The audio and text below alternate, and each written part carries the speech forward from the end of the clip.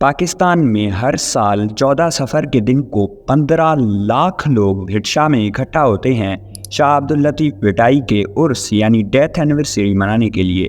15 लाख लोग पूरे 3 दिन के लिए भिटशा में रहते हैं शाह भिटाई के उर्स के लिए। ये नंबर इतना बड़ा है कि इस्लामाबाद का पॉपुलेशन इससे कम है। इस्लामाबाद का एस्टिमेटेड पॉपुलेशन है 13 लाख और यहाँ पर 15 लाख लोग सिर्फ एक इंसान के डेथ एनिवर्सरी के लिए इकट्ठा होते हैं। लेकिन सवाल ये है कि आखिर ये इकट्ठा क्यों होते हैं, मतलब शाह भिटाई कौन थे और उन्होंने ऐसा क्या किया जिसकी वजह से उन्हें इतनी रिस्पेक्ट दी जाती है। चलिए समझने की कोशिश करते हैं आज के इस वीडियो में।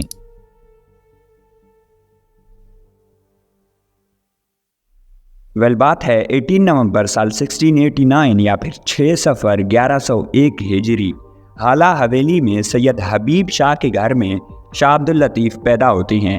अभी उनकी अर्ली लाइफ के बारे में हमें इतना कुछ पता नहीं है क्योंकि हमारे पास उनकी पूरी लाइफ के बारे में ही बहुत कम डॉक्यूमेंट्स वगैरह मौजूद हैं जो उनकी लाइफ टाइम के दौरान लिखे गए थे, और उनके बचपन के बारे में ज़्यादा कुछ नहीं है हमारे पास। जितना हम जानते हैं उसके हिसाब से शाह हबीब एक बहुत ही रिलीजियस इंसान थे और उन्होंने बचपन से ही शाह लतीफ़ को इस्लाम में बहुत इन्वेस्ट कर रखा था।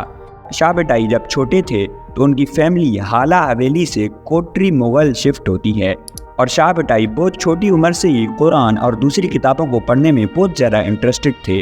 उनकी एक बहुत ही फेमस पेंटिंग है जिसमें वो एक पेड़ के नीचे खामोशी से बैठे हैं। इस पेंटिंग में उनके कैरेक्टर को परफेक्टली दिखाया गया है।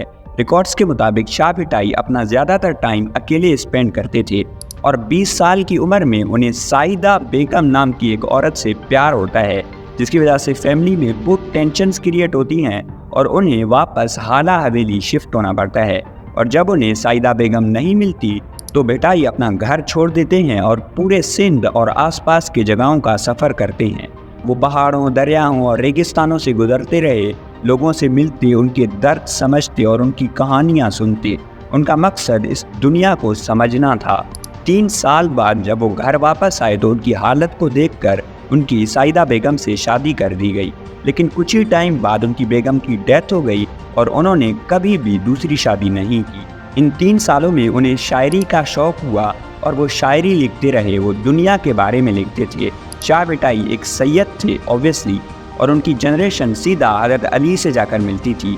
ये पूरी लिस्ट है जिसमें शाह भिटाई 37th जनरेशन है। शाह भिटाई अपनी पोइट्री में अरबी और फ़ारसी का बहुत इस्तेमाल करते थे, जिससे पता चलता है कि उन्हें काफ़ी अच्छी एजुकेशन मिली थी। उन्होंने अपने 3 साल के सफ़र के दौरान जो कुछ भी सीखा उसका डायरेक्ट असर उनकी शायरी पर पड़ा। शाह नॉर्मल पोइट्री नहीं करते थे, वो पोइटिक वे में कहानियाँ सुनाते थे। आजकल शायरी में मतलब होता है लेकिन स्टोरी नहीं होती। शाह फिक्शनल स्टोरीज़ लिखते थे लेकिन शायरी की तरह, जैसे शायरी में रिदम होता है, राइम करते हैं, वैसे ही कहानियाँ लिखते थे। उनकी एक बुक है जिसके बारे में हम सब जानते हैं, शाह जो रिसालो। एक्चुअली में ये बुक उन्होंने खुद नहीं लिखी बल्कि उनकी डेथ के बाद उन्होंने जो कुछ भी लिखा था लोगों ने उसे इकट्ठा किया और शाह जो रिसालों में समराइज़ करके साल 1866 में पब्लिश किया गया। आज के दिन शाह रिसालों को 10 से ज़्यादा लैंग्वेजेस में ट्रांसलेट और पब्लिश किया जा चुका है और शाह जो रिसालो पूरी दुनिया में फेमस है। भिटाई के लाइफ के दौरान ही वो बहुत ज़्यादा फेमस हो गए थे और सिंध के रूलर नूर मोहम्मद कलोड़ों ने उन्हें जहर देकर उनकी जान लेने की कोशिश की थी, लेकिन फॉर्चुनेटली वो सक्सेसफुल नहीं रहे। 53 साल की उम्र में वो हाला हवेली से थोड़ी सी दूर एक जगह पर शिफ्ट होते हैं जिसे आज के दिन भिटशा के नाम से जाना जाता है और उन्होंने अपनी बाकी ज़िंदगी वहीं पर भिटशा में गुजारी। 21 दिसंबर 1752 को एक अननोन कॉज की वजह से उनकी डेथ हुई एट द एज ऑफ 63 और वहीं भिटशा में उनका मज़ार मौजूद है। शाह भिटाई इस चीज़ पर बिलीव करते थे कि सूफ़ी होना सिर्फ दरगाह में बैठना नहीं बल्कि लोगों के दुख समझना, उनसे बात करना, उनकी बात को सुनना और उनके साथ चलना होता है।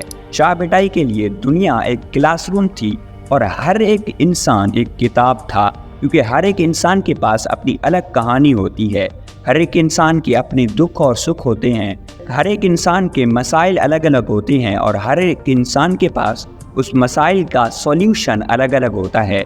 और बेटाई को इन्हीं किताबों को पढ़ना बहुत अच्छा लगता था। लोगों को समझना, उनके दर्द को समझना उन्हें अच्छा लगता था। उन्होंने जो कुछ भी सीखा वो सिर्फ किताबों से नहीं बल्कि ज़िंदगी से सीखा। उनका मैसेज आज भी उतना ही रेलेवेंट है जो वो 300 साल पहले था। नफ़रत के खिलाफ मोहब्बत, डिवीज़न के खिलाफ यूनिटी और अंधेरे के खिलाफ रोशनी।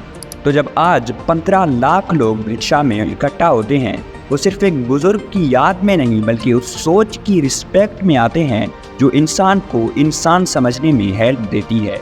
इसी वजह से बेटाई को सिर्फ एक पोइट नहीं बल्कि सिंध का रूह कंसीडर किया जाता है।